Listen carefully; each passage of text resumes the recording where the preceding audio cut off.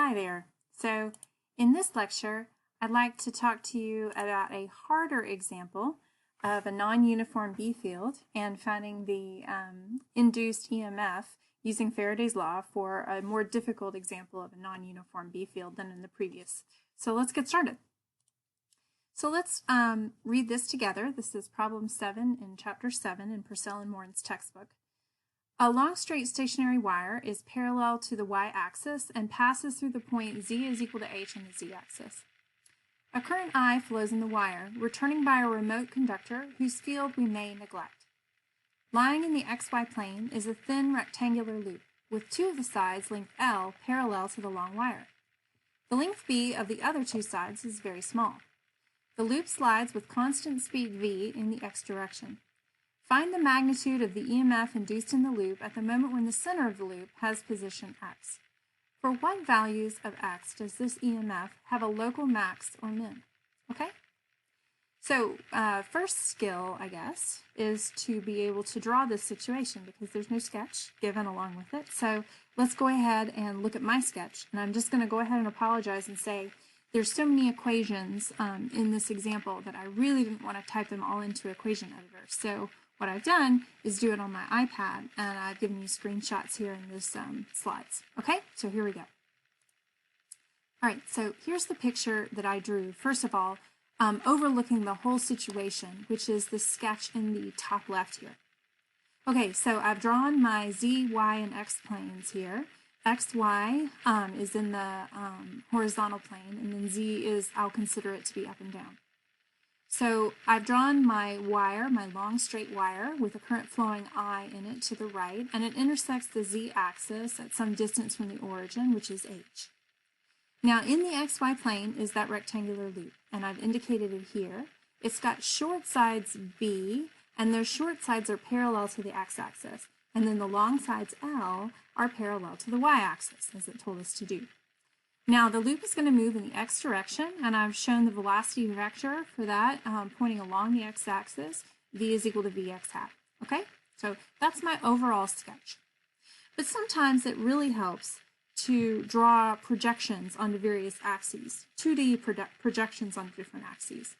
I found it useful for visualizing what the magnetic field was like in the loop to do this. Okay, so the first one I used to figure out, the first sketch, was the ZX plane, so that you're looking at the skinny side, you're looking at the loop straight on the skinny side.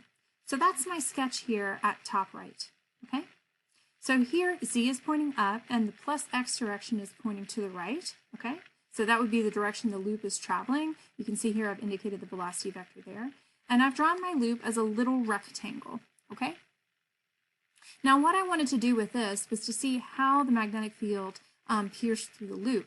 And you can see that since the magnetic field for long straight wires makes circles around that wire, what would happen is that the circles would come down and they would go into the loop on the right hand side of the loop, and they would come up out of the loop at an angle on the left hand side, okay? And then at some points you might even have a magnetic field like I've drawn it here, which is pointing entirely to the left here, okay?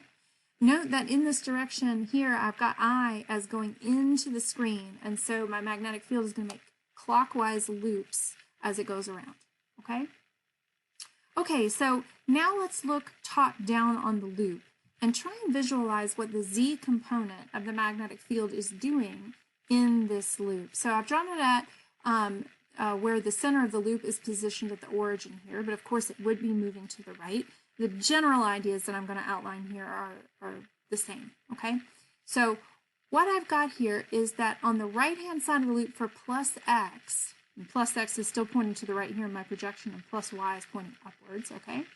So on the right-hand side, the magnetic field is going into the loop, and on the left-hand side, it's coming up out of the loop. So I've indicated that with x's for going into the screen on the right-hand side of the loop, and circles with dots in them for coming up out of the loop.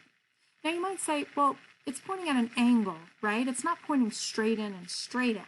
And I know that.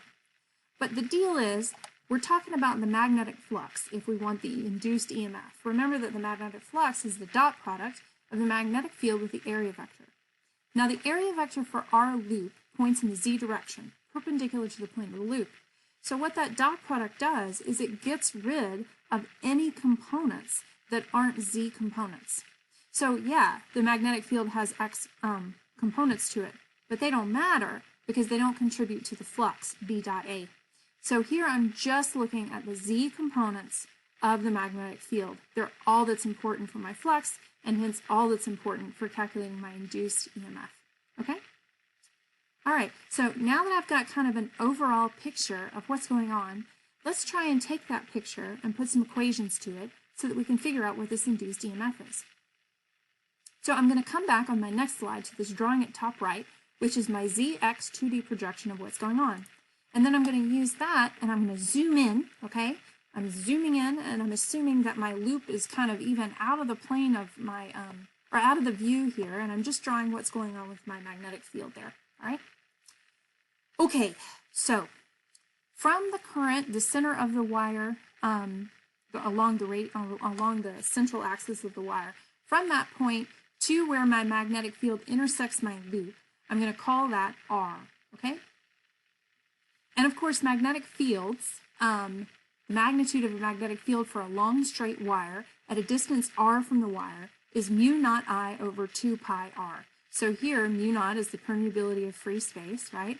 I is the current that's flowing in the wire, and r is indicated in the figure as being from the central axis of that wire to the loop there, okay, along the radial direction. Okay, good. Now, all I care about is BZ. The BX components, that doesn't matter, okay? So what I'm going to do is take this magnitude of my magnetic field, B is equal to mu naught I over 2 pi r, and then only take the Z component of that. Okay, so now I'm going to my sketch. Here I have my R, my distance from my central axis to the loop point, and that makes an angle theta with my x-axis as I've indicated here, okay? Now, that means that if I write my equation for my x, my value of x would be equal to r cosine of theta, as I've drawn it here, which I hope is pretty straightforward. But now let's think about what's going on with the magnetic field. I want only the Z component. Well, the magnetic field would point tangent here to this circle. Okay, so I've indicated that with this bold arrow, and it makes an angle of 90 minus theta, 90 degrees minus theta, with that x-axis. And that's because, of course, it's always a 90-degree angle in between the radial and the tangential vectors, okay? And here I've indicated that the angle that r makes with the x-axis is theta. So that leaves 90 minus theta for the angle in between b and the x-axis, okay? Now, the BZ component would be the sine. So here we have magnitude of b times sine of 90 minus theta. In other words, you want this component along this axis right here, and that would be sine of 90 minus theta. But the sine of 90 minus theta is the cosine of theta, okay? Now, also, we have to put in a minus sign here because the magnetic field at these angles is going to point downward. So I'm sticking in a minus sign, and here my BZ is minus mu naught I over 2 pi r times cosine of theta. And I hope that's all clear. Now, what is theta? Because x is the one that's going to be changing. So we would like to write r in terms of x. Well, here I've got a right triangle, and the hypotenuse of that triangle is r, and the legs are x and h. And so I can write, via the Pythagorean theorem, r is equal to the square root of x squared plus h squared. Okay? Okay, here we go. Now, if you think about it, I've just considered what's going on for the positive x, but if x goes negative, then my angle theta changes. And so, for example, if it were over here, then theta would be greater than 90 degrees, and so the minus sign would take care of itself, okay? All right, now my magnetic flux is what I really want, and the magnetic flux phi b is equal to the integral of b dot dA, okay? So, what I'm doing here is I'm going to integrate over both x and z here, or x and y here.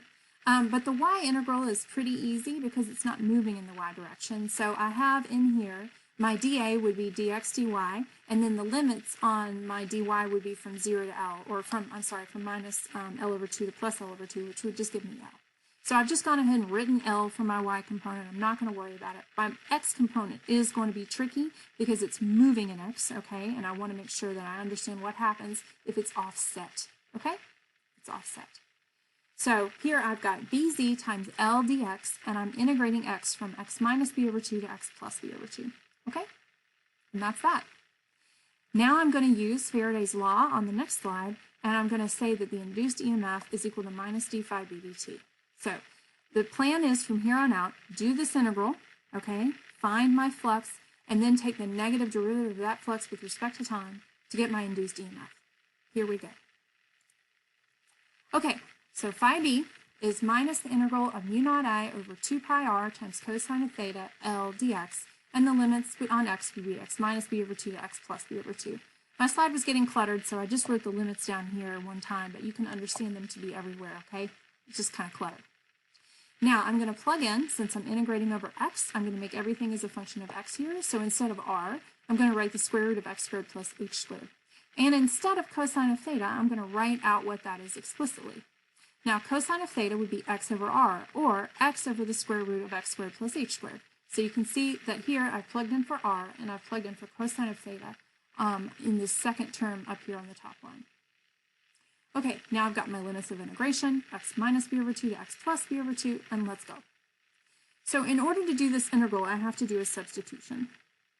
So I'm going to let y equal to x squared plus h squared, and then my dy would be 2x dx, which means that x dx, which I have in here, is going to be dy over 2. So I plug in for that, okay? So then my integral becomes negative mu naught I L over 2 pi times 1/2 times 1 over y dy.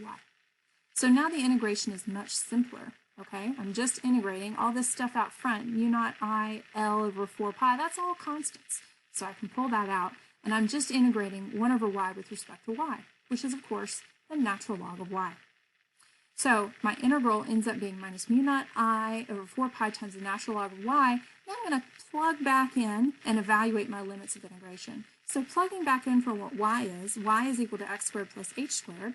So it would be minus mu naught I L over 4 pi times the natural log of x squared plus h squared, evaluated for my limits for x, which is x minus b over 2 to x plus b over 2. Okay. Now if I do that, then I've got minus mu naught I L over 4 pi, and then it would be the natural log of x plus b over 2 quantity squared plus h squared minus the natural log of x minus b over 2 quantity squared plus h squared. But when you subtract natural logs, you can write that as the ratio of their arguments. And so I end up with phi b for my flux as minus mu naught I L over 4 pi times the natural log of x plus b over 2 quantity squared plus h squared divided by x minus b over 2 squared plus h squared. Okay? That's my flux. Phew! Right? No wonder I didn't want to put that into Microsoft Equation Editor. All right, here we go. Next bit. Now I've got to take the derivative of this with respect to time, right? The negative derivative with respect to time of my flux is my induced EMF. And so that's the next step. And you might be thinking, are you kidding me? You just integrated this, and now you have to differentiate it? Yes, you do. Here we go. Minus d phi b dt equals your EMF, okay? Now remember, in my previous slide, my result for phi was negative. So when I have a negative of a negative, the minus sign here from the d phi b dt times negative, then that's a positive. Yay! So here I have the EMF is plus mu naught I L over 4 pi times ddt of the natural log of that big long thing, okay? Now I find it easier when I have a natural log of ratios to go ahead and rewrite them as subtracted natural logs, just because it's easier. So here I have mu naught I L over 4 pi ddt natural log of big long thing number 1 minus natural log of big long thing number 2, right? The derivative of a natural log is 1 over x, okay? So I'm going to take big long thing numbers 1 and 2, and I'm going to do 1 over that. And then I'm going to take the derivative of the inside of big long thing 1 or 2. Here we go. Mu naught I L over 4 pi times 1 over x plus b over 2 quantity squared plus h squared. That's the 1 over part for the natural log. And now I've got to take the derivative of the big long thing. Remember, h is a constant, b over 2 is a constant. So when I take the derivative of big long thing, I just get 2 times x plus b over 2. And now I'm still not done, because I'm taking a derivative with respect to time, not x, okay? And so I've got to take the derivative of x plus b over 2. Well, that's dx dt, which is our velocity. Okay? So, same thing, exact same thing for the second natural log, minus natural log of x minus b over 2 quantity squared plus h squared. When I take the derivative of that, I end up with minus 2 times x minus b over 2 times dx dt divided by x minus b over 2 quantity squared plus h squared. Okay? So that's what I end up with. My dx dt's, that's my velocity. I can pull that out. It's in both terms. And then out front, I end up with my EMF is equal to mu naught I L V over 2 pi. Okay? I pulled those 2's out since they appeared in both terms and used that to cancel out one of the 2's in the 4 pi. All right? So mu naught I L V over 2 pi times x plus b over 2 divided by x plus b over 2 quantity squared plus h squared minus x minus b over 2 divided by x minus b over 2 quantity squared plus h squared. So that big, long-looking expression right there is your induced EMF. All right? Make sure that you take a second, pause the video, and make sure that you can understand everything that I just did. So now I'm going to assume that you've done that, and I'm going to go on. I need to find the maximum and the minima of my function. I thought the nicest way to do that for an online lecture would be to go ahead and plot it out and show you what the EMF looks like, and then find the maximum and minima from the graph. So here we go. I did this in Excel, because why not? It's on my home computer because of COVID-19. Thank you very much. All right, so here we go. So here's a plot of the EMF versus x for x greater than 0. Remember that the x less than 0 stuff would just be a mirror image of this, okay? Now in this plot, I took the expression that I had for the EMF from the previous slide and I plugged in various numbers. I used a velocity of 1 meters per second, a current of 10 amps. I set L and H both equal to half a meter, and I set B equal to 1 centimeter. Okay? I figured that solved the requirement of B being much, much less than L. Now, as you can see from the graph, we have a maxima at x equal to 0, which probably makes some sense there. Okay? Now, we also have a minimum, and you can see that the minimum is out here. If I zoomed in on my graph and looked at my Excel values, then I found my minimum was at x is equal to 1.74 meters. All right? And that 1.74 meters also ended up being root 3 times h. Now, if you look in the back of Purcell and Morin's textbook, then that's the answer that they got to, which is reassuring. Remember that for the first 30-some-odd problems in every chapter, Purcell and Morin give you a worked value, which is invaluable when you're studying physics, okay? So make sure that you look over not only the examples that I do, but other examples that are in their textbook as well. All right, that's our harder example, okay? I hope you enjoyed that and understood it. If not, I'm happy to take questions, and I'll see you around, okay?